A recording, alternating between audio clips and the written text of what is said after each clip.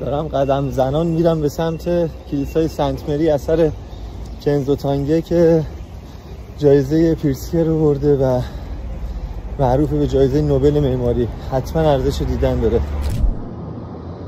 فرم‌های پیچیده در عین سادگی 70 سال پیش حدوداً طراحی شده.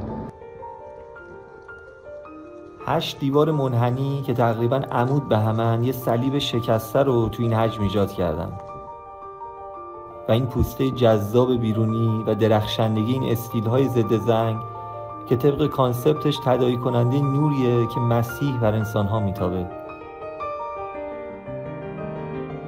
و همینطور دیوارهای بتونی فضای داخلی تداعی کننده کلمات کتاب مقدسه که میگه خداوند صخره و دژ من است، خداوند نجات دهنده من است.